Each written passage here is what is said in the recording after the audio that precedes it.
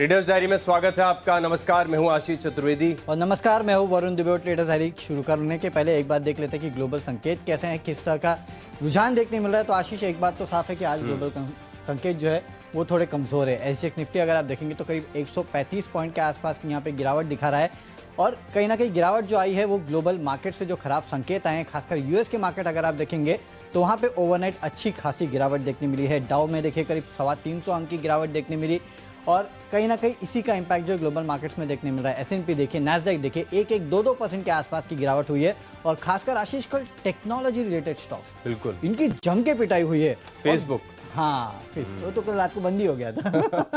WhatsApp आपका चल रहा था क्या? नहीं, किसी का नहीं चल रहा था वरुण। ना मैंने वही सोचा, बोला यार याद है तो मतलब ठीक है। तो कल रात को जिस तरह के तकलीफें देखने मिली, लेकिन आशीष उसको भी छोड़ देना तो बाकी स्टॉक्स में भी अच्छी खासी गिरावट हुई है। इसके लिए आप देख रहे हैं कि नैस्डैक में करीब 2% के आसपास की गिरावट देखने मिली। कल रात को फेसबुक, व्हाट्सएप, इंस्टाग्राम ये तीनों बंद थे, काफी समय बाद शुरू हुए। आज सुबह तो अच्छा शुरू चल रहे हैं, लेकिन कल रात को इसकी काफी दिक्कतें देखने मिली। उसका इंपैक्ट इन स्टॉक्स पे भी देखने मिला। लेकिन उनको इनके अलावा बाकी जो आईटी काउंटर्स थे ना, वहाँ भी प्रेशर देखा गया है। और इंडिया के जो एडीआर, जीडीआर, उन स्टॉक्स में भी आप विप्रो देख लीजिए, इन्फोसिस देख लीजिए, अक्रॉस बोर्ड गिरावट देखने मिली है। तो कहीं ना कहीं दिक्कतें थी, उसके वजह से आपने देखा कि यूएस के मार्केट्स में गिरावट हुई है।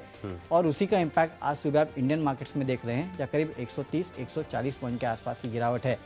तो जाहिर सी बात है आशीष, 3 शेयर आइडियाज है मेरी टीम में। आपने कुछ बेचा है? सिर्फ एक ही स्टॉक बेचा है वरुण, क्योंकि मैं मतलब थोड़ा सा ना कन्विंस नहीं हूँ जिस प्रकार की गिरावट आ रही है। और काफी बार हम चर्चा भी कर रहे हैं कि गिरावट में पैसा बन नहीं रहा। वहीं अगर आप देखें तो तेजी के मौके तो आपको दिन के दौरान इतने दिखते हैं, इतने ऑप्शंस दिखते हैं आपको, आप सोच नहीं सकते। मतलब 20 स्टॉक्स लेके आना मेरे हिसाब से फिलहाल तो आजकल डिफिकल्ट नहीं हो रहा है। डेफिनेटली डिफिकल्ट नहीं। और उन 20 स्टॉक्स में आप रिटर्न देखिए किस तरह के निकल के आ रहे हैं। इंडिया ग्लाइकोल, कल आपको ये स्टॉक बताया गया था इसी शो में, और स्टॉक में कल 18% की तेजी आई। इसके अलावा द्वारिकेश शुगर 6.5% के आसपास की तेजी, Power Mech 4.5%, Allcargo 3%, Tata Motors जैसे काउंटर वहां भी करीब 2.5% के आसपास के गेंस देखने मिले।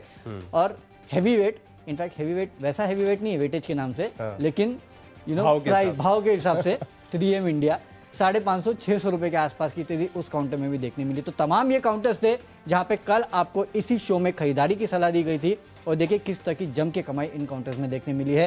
तो ऐसे 20 आइडियाज आज भी हम लेके आए हैं। तो आशीष शुरुआत करें? बिल्कुल, शुरुआत कर लेते हैं। मैं बता दूं कैश का, बता दो कैश का काउंटर। कैश का स्टॉक है मेरी लिस्ट में एफएल इंडिया। ये स्टॉक ऐसा है कि इसके भाव, वैल्यूएशन, मल्टीपल, इसके साथ आर्ग्यू मत करो। जो ट्रेंड है इसके साथ बने रहो। खरीदी है तो ऑलरेडी आप अपनी जो पोजीशन है होल्ड करिए। नहीं खरीदा है तो अभी भी मौका नजर आ रहा है। 5,612 रुपए के आसपास की जो क्लोजिंग चल रही है।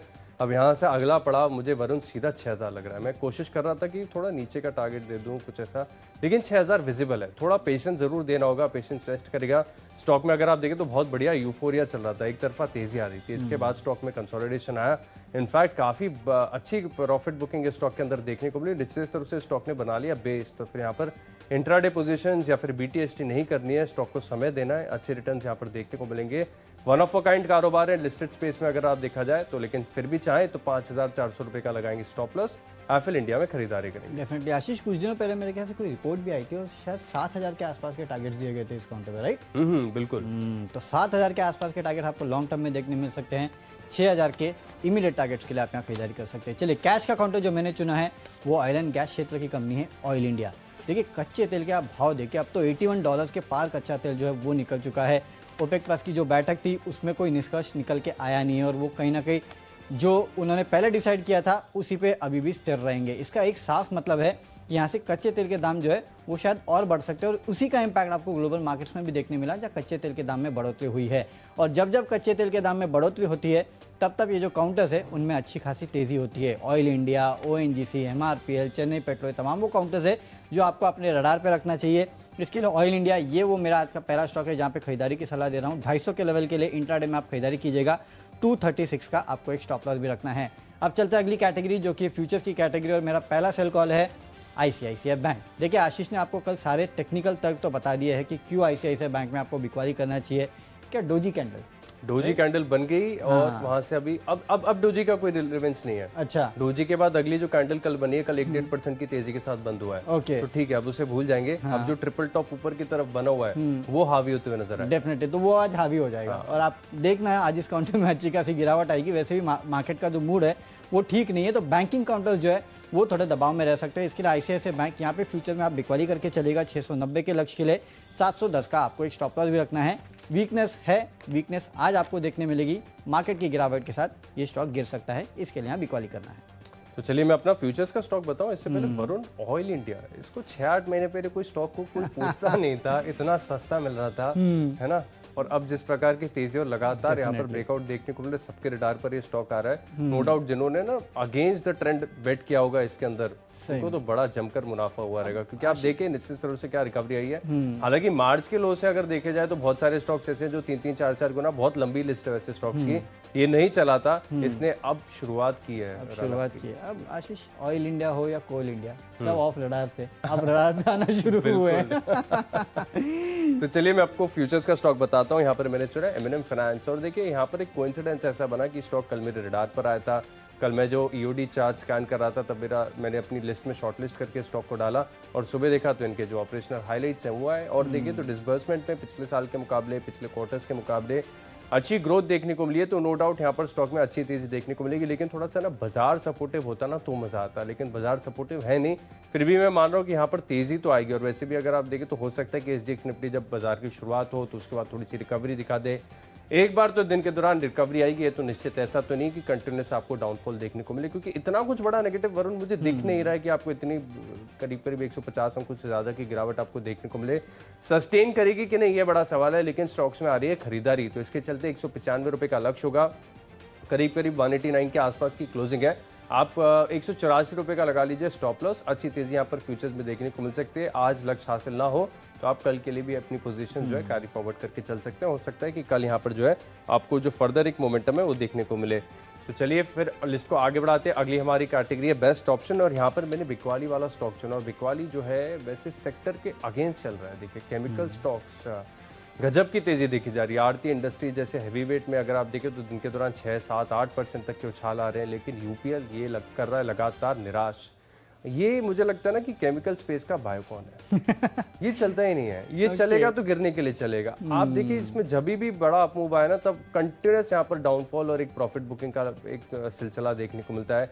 हालांकि केमिकल स्पेस में है, इनके भी काफ़ी सारे केमिकल्स ऐसे हैं जिनमें एग्रोकेमिकल्स में मांग बहुत बढ़िया है, कीमतें लगातार बढ़ रही है, लेकिन मेरे हिसाब से जो रॉ मटेरियल सोर्स करते हैं चाइना से, वो एक बड़ा कंसर्न है। क्योंकि चाइना में जिस प्रकार की चीज़ें, अब पूरी पावर इलेक्ट्रिसिटी की जो शॉर्टेज आई थी सभी इंडस्ट्रीज पे बड़ा इम्पैक्ट पड़ते जा रहा है। हर साल चाइना तो कुछ ना कुछ डिस्ट्रप्शन लेके आ रहे हैं। ग्लोबल इतने चैलेंजेस चाइना लेके आ जाता है कि इसे डिकोड करना बड़ा ही मुश्किल है। यूपीएल फिलहाल स्ट्रक्चर अगर आप देखें तो बहुत ही डिस्ट्रक्टेड स्ट्रक्चर है, काफ़ी कमज़ोर हो चुका है, काफ़ी ख़राब स्ट्रक्चर है, और कल मोर देन एवरेज वॉल्यूम्स के साथ इस स्टॉक के अंदर प्रॉफिट बुकिंग और इनफैक्ट जो बिकवाली है वो पोजीशंस हावी होती हुई नजर आई। तो क्या करेंगे, पुट ऑप्शन खरीदेंगे 700 रुपये का, ऑलमोस्ट एट द मनी के आसपास खरीदेंगे ताकि जो हमें डेल्टा है वो ज़्यादा मिले। तो 39 रुपीज़ का लक्ष्य होगा 700 रुपये के पुट ऑप्शन में। स्टॉप लॉस लगाएंगे 20 रुपये का, यानी अगर आप रिवर्स कैलकुलेशन करके देखें तो मैं बेट कर रहा हूँ कि दिन के दौरान 20 रुपये तक की गिरावट देखने को मिलेगी। 680 तक ये स्टॉक फिसल सकता है। वहीं अगर 720 के पार निकल गया तब आपको अपनी जो शॉर्ट पोजीशंस है इन्हें काट लेना चाहिए। डेफिनेटली। और आशीष मेरे ख्याल से इसके लिए खबर भी आई थी, इसने शायद कुछ इनके यूनिट्स थे चाइना में या कहीं, तो उनको बंद भी किया था। जो पावर शॉर्टेज देखने मिल रही है ओवर चाइना में, उसका इंपैक्ट इस काउंटर पे हुआ था, राइट? बिल्कुल, कुछ 3-4 दिनों पहले खबर आई थी। 3-4 दिनों की पहले की खबर है, और उसका ही बाजार में रिएक्शन देखने को मिल रहा है। लेकिन बाकी के सारे केमिकल स्टॉक्स में तो गजब की तेजी है। चलिए, तो बाकी के सारे केमिकल स्टॉक जो वो अच्छे लग रहे हैं, लेकिन यूपीएल वीकनेस है और वीकनेस जारी रहेगी, यहाँ पे आप बिकवाली कर सकते हैं। चलिए, ऑप्शंस का मेरा कॉल जो है वो फिर से एक ऑयल एंड गैस क्षेत्र की कंपनी है ओएनजीसी। यहाँ पे 147.5 का जो कॉल ऑप्शन है वो आपको खरीद के चलना है। जिस तरह से कच्चे तेल में उछाल देखने मिल रहा है उसका सीधा इम्पैक्ट जो है आज फिर ओएनजीसी में देखने मिलेगा। इसके लिए आपको यहाँ पे खरीदारी करना है। जो कॉल ऑप्शन है वो खरीद लीजिएगा 147.5 का। यहाँ पे almost at the money call option है, ये 7.3 के आसपास ट्रेड कर रहा है। यहाँ पे आप खरीदारी करके चलेंगे तो आज दिन में आपको 10 के आसपास के लेवल देखने मिलेंगे। 6 रुपये का आपको स्टॉप लॉस भी रखना है। तो 3 स्टॉक्स हो चुके हैं मेरे तरफ से, जिसमें 2 जो है वो ऑयल एंड गैस क्षेत्र की कंपनियां हैं। अब अगला चलते हैं टेक्निकल पिक। टेक्निकली क्या पसंद है? अब आशीष, तकलीफ ये है ना कि स्टॉक को मैं सिर्फ टेक्निकली ले सकता था, फंडामेंटली नहीं। क्योंकि फंडामेंटली स्टॉक पसंद नहीं है। समझ रहा हूँ। कौन सा है? कोल इंडिया। डेफिनेटली कोल इंडिया वो काउंटर है जहाँ पे आपको खरीदारी करके चलना है। देखिए टेक्निकल तो जस्टिफाई करते हैं, नो डाउट 130 140 के लेवल के आसपास से जो ये काउंटर ने तेजी दिखाई है, बेहतरीन मोमेंटम देखने मिल रहा है और इस मोमेंटम को आज फिर से आप राइड कर सकते हैं। दरअसल खबर ये निकल के आ रही है ना कि कोयला मिनिस्ट्री ने 2021-22 का एजेंडा डॉक्यूमेंट जो है वो फाइनल कर दिया है और उसमें काफ़ी सारे पॉइंट हाईलाइट किए गए हैं। एक तो ये है कि 2024 तक 1 बिलियन टन के आसपास का कोयला प्रोडक्शन जो है उसका लक्ष्य रखा है। हालांकि ये लक्ष्य कितना अचीव होगा ये मुझे डाउट है, क्योंकि इसके पहले भी कहा गया था कि 1 बिलियन टन के आसपास का कोयला का जो लक्ष्य है हम रखेंगे। 2014-15 की ये बात है जब कहा गया था, आज तक वो पूरा हो नहीं पाया है।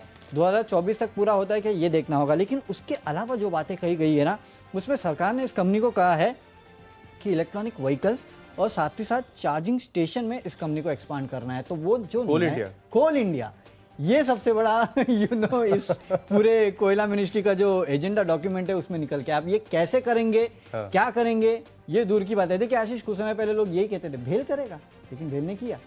तो यू नेवर नो कि कोल इंडिया कब कर ले कब नहीं करे, कितने हद तक करेगा। पैसा तो है कोल इंडिया के पास, पैसा है, सब कुछ है। ये इंफ्रास्ट्रक्चर खड़ा भी कर सकते हैं, लेकिन पता नहीं कर पाएंगे कि नहीं कर पाएंगे। लेकिन ये जो खबर आई है ना, ये काफी इंटरेस्टिंग थी। और अगर कर दिया तो, अरे कर दिया तो फिर क्या है, फिर आईपीओ प्राइस के बाहर चला जाएगा, फिर व्यू बदलेगा आपका, फिर शायद व्यू बदल सकता है। अच्छा, और अभी आपकी फंडा जो तर्क है उसे माने कि टेक्निकल तर्क मानिए, अभी फंडा नहीं। अभी क्योंकि हाँ, अभी फंडा इतना मत मानिएगा क्योंकि ये खबर है और टेक्निकली स्ट्रांग लग रहा है, इसके लिए शायद आपको तेजी देखने मिलेगी।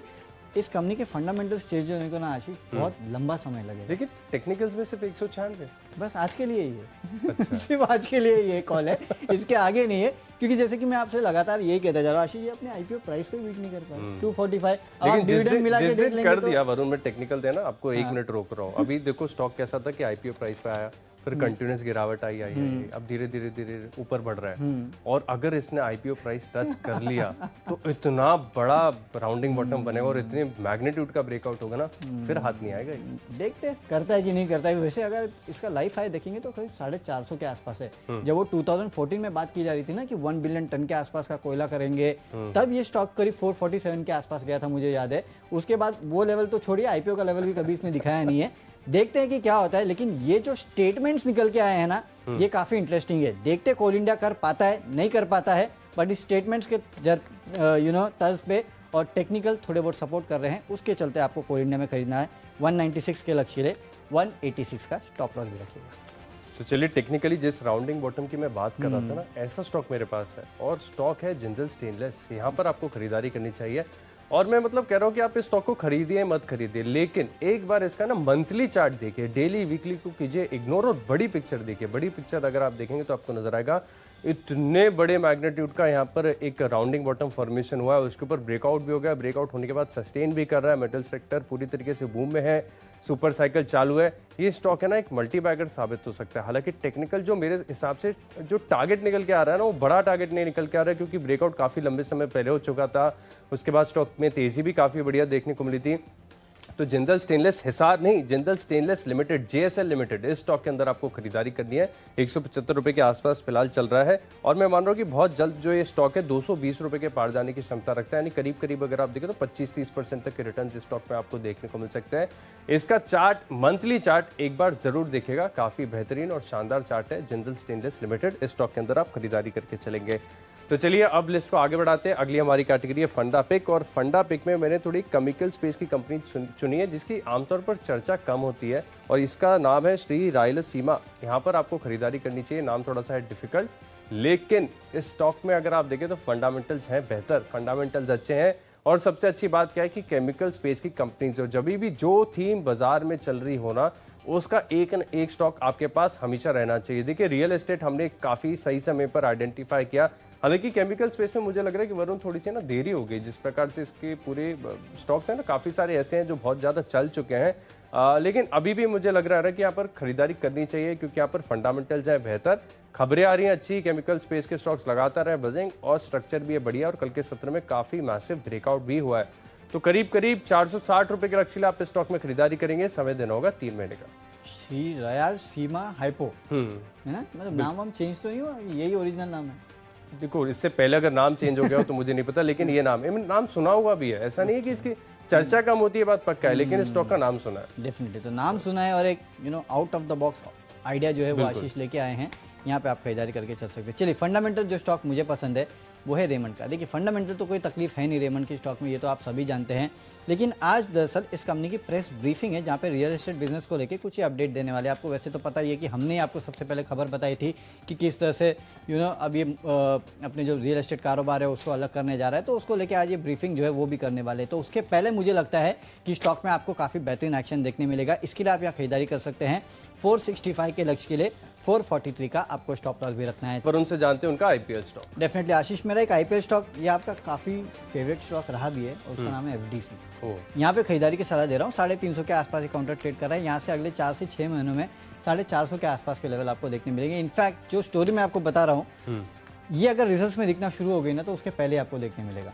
दिक्कत क्या है कि आप देखिए देश भर में काफ़ी सारे स्टेट्स ऐसे हैं जहाँ पे डेंगू काफ़ी तेज़ी से फैल रहा है। ये क्या कोरिलेशन है डेंगू और एफडीसी? डेफिनेटली बताता हूँ मैं आपको। डेंगू काफ़ी तेज़ी से फैला और काफ़ी जगहों पे डेंगू का जो ब्रेकआउट हुआ है वो ऑलमोस्ट कितने दशकों में सबसे बड़ा ब्रेकआउट है, इस तरह से माना जा रहा है और काफ़ी तकलीफें इसकी वजह से लोगों को हो रही है। और डेंगू में पेशेंट्स को जो पीने के लिए दवाई दी जाती है वो है इलेक्ट्रॉल। अच्छा। और इलेक्ट्रॉल जो है वो ये कंपनी बनाती है। तो एकाएक जो इलेक्ट्रॉल की मांग है ना उसमें काफ़ी बढ़ोतरी देखने मिली है। इनफैक्ट हमारे जो रिसर्च में अरमान है वो मुझे बता रहे थे कि एक बार अगर किसी को डेंगू होता है ना आप ये समझ लीजिए कि 8-10 इलेक्ट्रॉल के पैकेट तो पी जाता है। सिर्फ यही नहीं, फैमिली को भी बोलते हैं कि भाई पी लो इलेक्ट्रॉल। और इलेक्ट्रॉल वैसे भी आशीष ऐसी चीज है ना, हाइड्रेंट है। हाँ, ऐसे भी आप ऐसे भी पी सकते हो। तो कहीं ना कहीं ये जो एक तकलीफ है ना, और इस कंपनी का 45% के आसपास का मार्केट शेयर है पूरे इलेक्ट्रॉल में, तो उसका इम्पैक्ट जो है आपको आने वाले दिनों में इस काउंटर में देखने मिलेगा। इसके लिए आपको एफडीसी को अपने रडार पर रखना चाहिए। हाँ, नो डाउट अगर इसके कॉम्पिटिटर जो है उनके प्रोडक्ट जाके ज़्यादा बिके तो वो तो आप कह नहीं सकते, लेकिन जिसका मार्केट शेयर ज़्यादा जाहिर सी बात है आप पैसे वहीं लगाएंगे। तो ये जो दिक्कत हुई है ओवरऑल नेशन वाइड उसका शायद फायदा एफडीसी को मिल सकता है। इसके लिए इस काउंटर में आपको खरीदारी करना है। वैसे भी फंडामेंटल बाकी भी रीजन है काफ़ी सारे, मेरे ख्याल से आशीष आपको तो पता ही है राइट, जिस के रीजन से इस कंपनी में खरीदारी करने के ब्रांड रिकॉल वैल्यू है ना वरुण, इसकी बहुत ज़्यादा है डेफिनेटली। और मेरे ख्याल से काफ़ी सारे इसके प्रोडक्ट्स हैं जो कि मार्केट में बिकते हैं। अगर आप उन प्रोडक्ट के पीछे देखेंगे तो आपको पता चले कि एफडीसी बनाता है, नहीं तो पता ही नहीं चलता है। इसके लिए इस काउंटर में आप खरीदारी करके चलेगा। अगले 3 से 4 महीनों में आपको 450 के आसपास के लेवल जो है ये काउंटर दिखा सकता है। यहाँ पे आपको नजर रखना है। तो चलिए निवेश के लिहाज से मुझे पसंद आ रहा है आईजी पेट्रोकेमिकल्स, एक और केमिकल स्पेस की कंपनी, लेकिन ये स्टॉक आप जानते हैं क्योंकि ऑलरेडी काफ़ी बार इस स्टॉक में मैंने आपको रिकमेंडेशन दी है। करीब 550 के आसपास ये स्टॉक मैंने लगातार रिकमेंड करना शुरू किया था जब यहाँ पर एक मुझे ऐसा लग रहा है ना वरुण आज मेरी ना राउंडिंग बॉटम स्पेशल टीम बन गई, इतने राउंडिंग बॉटम आ गए और अचानक से आ गया। आईजी पेट्रोकेमिकल्स यहाँ पर भी देखिए बहुत ही लंबी अवधि का एक बड़ा राउंडिंग बॉटम फॉर्मेशन हो चुका है। स्टॉक के ऊपर 500 550 के ऊपर ब्रेकआउट हुआ था, एक तरफा तेजी आई थी, स्टॉक के अंदर करेक्शन आया, करेक्शन के बाद फिर से 700 750 के पार स्टॉक जा चुका है। लेकिन इसके अंदर है ना उतार चढ़ाव से डरना नहीं है, इसमें पोजीशंस होल्ड करनी है। 1200 रुपए तक की स्टॉक जाने की क्षमता रखता है, हालांकि पेशेंस जरूर टेस्ट करेगा। 12 से 18 महीने का समय देंगे तो आईजी पेट्रोकेमिकल्स यहाँ पर आपको शानदार तेजी देखने को मिल सकती है। स्टॉक के अंदर आप निवेश करके चल सकते हैं। तो चलिए अब लिस्ट को आगे बढ़ाते हैं। अगली हमारी कैटेगरी है खबरों के दम पर, और खबरों के दम पर मैंने चुना है एक्शन कंस्ट्रक्शन इक्विपमेंट। और ये स्टॉक मेरे पहले रडार पर आता है जब ये स्टॉक 75 रुपए का था, फास्ट मनी के दौरान शो का नाम हुआ करता था, तब ये स्टॉक हमने आपको रिकमेंड किया था। और वहां से अगर आप देखें तो स्टॉक अब 265 के पार जा चुका है और अच्छी तेजी यहाँ पर देखने को मिली है। और वैसे भी अगर आप वरुण ना एक चीज गौर करके देखना कि मुंबई में फिलहाल जितना भी मेट्रो का कंस्ट्रक्शन चल रहा है इनके इक्विपमेंट्स बहुत बिक रहे हैं। आपको है ना हर कॉर्नर पे एक एस का कोई ना कोई कंस्ट्रक्शन व्हीकल जो है आपको नजर आएगा। इनकी मांग काफी बढ़िया है, बिक्री काफी अच्छी हो रही है और कंपनी जो है ना एक्सपांड भी कर रही है और रिसर्च एंड डेवलपमेंट के ऊपर जो है ना खर्च भी कर रही है, क्योंकि ईवी स्पेस की भी जो कंस्ट्रक्शन इक्विपमेंट है ना ये बना रहे हैं, तो यहाँ पर एक फायदा देखने को मिल सकता है। हालांकि आज खबर ये कि एक रेटिंग एजेंसी ने इनके जो आउटलुक है उसे अपग्रेड किया है, तो 270 रुपए का लक्ष्य होगा और 262 रुपए का लगाना है स्टॉप लॉस। सही बात है आशीष, आजकल वो जेसीबी नहीं दिखती, एसीई दिखती है सब जगह।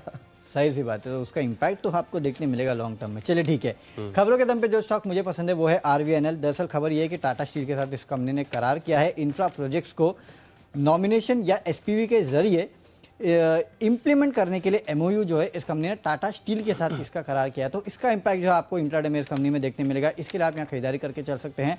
31.5 के लक्ष्य के लिए 29.5 का आपको स्टॉप लॉस भी रखना है। तो आरवीएनएल ये वो काउंटर है जहाँ पे आज आपको खबरों के दम पे खरीदारी करके चलना है। तो चलिए अब अपनी लिस्ट को आगे बढ़ाते हैं। अगली हमारी कैटेगरी है और इनफैक्ट आखिरी कैटेगरी है माई चॉइस, और यहाँ पर मैंने पहला स्टॉक चुना है प्रीकॉल।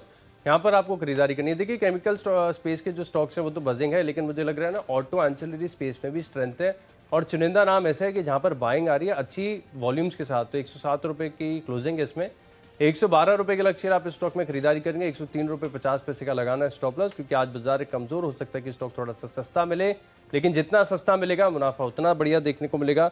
अगला स्टॉक मिडिल लिस्ट में आरके फोर्जिंग्स, यहाँ पर भी अगर आप देखें तो कल के सत्र में बढ़िया और अच्छा ब्रेकआउट आया है, तो यहाँ पर भी आप खरीदारी करके चल सकते हैं। स्ट्रक्चर भी अगर आप देखें तो काफी बढ़िया है, 1170 रुपये का लक्ष्य होगा, 1092 रुपये का आपको लगाना है स्टॉप लॉस। और आखिरी स्टॉक मिडिल लिस्ट में सुप्रीम इंडस्ट्रीज, काफी बार ये स्टॉक मैंने आपको रिकमेंड किया और वहां से अगर आप देखें तो अच्छे रिटर्न्स ऑलरेडी आ चुके हैं, लेकिन कल के सत्र में हुआ है ऑल टाइम हाई ब्रेकआउट, तो यहाँ पे अब ये स्टॉक जो है दोबारा सबके रडार पर आएगा। 2530 रुपये का लक्ष्य होगा, 2370 रुपये का लगाना है स्टॉप लॉस।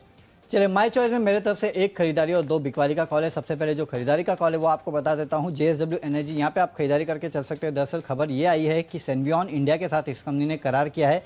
कंपनी के रिन्यूएबल प्रोजेक्ट्स के लिए 591 मेगावाट्स के ऑनशोर विंड टर्बाइन प्रोक्योर करने के लिए करार जो है वो किया गया। तो इसका इंपैक्ट देखने मिलेगा। 392 के लक्ष्य खरीदारी कीजिएगा, 372 का स्टॉप लॉस रखना है। दो सेल कॉल जो है उसमें एक तो इंटरग्लोब एविएशन है, यहाँ पे फ्यूचर में आप बिकवाली करके चलेगा। वैसे भी मूड और माहौल खराब है, तो जो हाई बीटा से उनमें बिकवाली होगी और कच्चे तेल या फिर ETF की कीमतों में जिस तरह से बढ़ोतरी हो रही है उसका इंपैक्ट भी देखने मिलेगा। 1960 के लक्ष्य के लिए बिकवाली कीजिएगा, 2040 का स्टॉप लॉस रखना है। और आखिरी में IT रिलेटेड विप्रो में आपको बिकवाली करना है, क्योंकि ओवरऑल अगर आप देखेंगे तो IT रिलेटेड काउंटर्स में ग्लोबली बिकवाली देखने मिली है। इंपैक्ट इंडियन मार्केट्स में भी होगा। विप्रो में बिकवाली कीजिएगा, 630 के लक्ष्य के लिए 650 का आपको एक स्टॉप लॉस भी रखना है। तो चलिए 20 स्टॉक्स की लिस्ट हो गई पूरी, लेकिन अगर आपने कोई भी स्टॉक या कोई भी लेवल मिस कर दिया है तो जल्दी से देख लीजिए रिकैप। कैश का स्टॉक है लिस्ट में एफएल इंडिया, 6000 रुपए तक के स्तर पर ये स्टॉक बढ़ रहा है। M&M फाइनेंस यहाँ पर खरीदारी करेंगे फ्यूचर्स में। यूपीएल का स्ट्रक्चर है कमजोर, 700 रुपए का पुट ऑप्शन खरीदकर मंदी के पोजीशंस बनाएंगे। और टेक्निकली बड़ा राउंडिंग बॉटम मंथली चार्ज पर बना है जिंदल स्टेनलेस में, यहाँ पर 220 रुपए का लक्ष्य होगा। श्री रायलसीमा ये फंडा पे क्या, यहाँ पर आप खरीदारी करके चल सकते हो। और निवेश के लिहाज से खरीदना IG पेट्रोकेमिकल्स, 1200 रुपए का लक्ष्य होगा। खबरों का असर देखने को मिलेगा एक्शन कंस्ट्रक्शन में, प्रीकॉल और आरके फोर्जिंग्स में दिन के दौरान तेजी देखने को मिलेगी। सुप्रीम इंडस्ट्रीज में भी एक बढ़िया ब्रेकआउट हुआ है, 2530 रुपए का लक्ष्य होगा। इन 10 स्टॉक्स में मेरा कन्विक्शन सबसे ज्यादा है टेक्नोपेक जिंदल स्टेनलेस लिमिटेड। यहां पर अगर आप देखें तो मंथली चार्ज पर बहुत ही बड़ी अवधि का जो है एक राउंडिंग बॉटम फॉर्मेशन हुआ है। बहुत जल्दी स्टॉक जो है 200 रुपए के पार जाएगा, 220 के लक्ष्य के लिए खरीदारी करेंगे। कैश का काउंटर है ऑयल इंडिया, यहाँ पे आपको खरीदारी करना है। फ्यूचर्स में ICICI बैंक में बिकवाली कीजिएगा। ऑप्शंस में ONGC का 147.5 का कॉल ऑप्शन खरीदना है। कच्चे तेल में जो उबाल आया है उसका इंपैक्ट देखने मिलेगा। टेक्निकली कोल इंडिया अच्छा लगता है, यहाँ पे खरीदारी करके चलेगा। फंडामेंटली रेमंड यहाँ खरीदारी करना है 465 के लक्ष्य के लिए। IPL स्टॉक है FDC, 450 के आसपास के लेवल अगले 3 से 4 महीनों में आपको दिखा सकता है। खबरें RVNL में है, खरीदारी करना है स्टॉक में। माय चॉइस में JSW एनर्जी में खरीदारी करना है, लेकिन इंटरग्लोब एविएशन और विप्रो के फ्यूचर्स में आपको बिकवाली करना है। यहाँ पे प्रेशर आपको देखने मिल सकता है। और इन 10 स्टॉक्स में से जो मेरा बेस्ट पिक है वो है FDC। जिस तरह से डेंगू का ब्रेकआउट हो रहा है, इस कंपनी के जो प्रोडक्ट्स है उसकी मांग बढ़ रही है, उसका इंपैक्ट आपको देखने मिलेगा। 450 के लेवल आपको जो ये काउंटर है वो अगले 3 से 4 महीनों में दिखा सकता है। चलिए, तो हमारी टीम्स तो पूरी हो चुकी है, लेकिन आशीष अभी भी करीब 135 पॉइंट के आसपास की गिरावट जो है बिल्कुल वो मार्केट में देखने मिल रही है।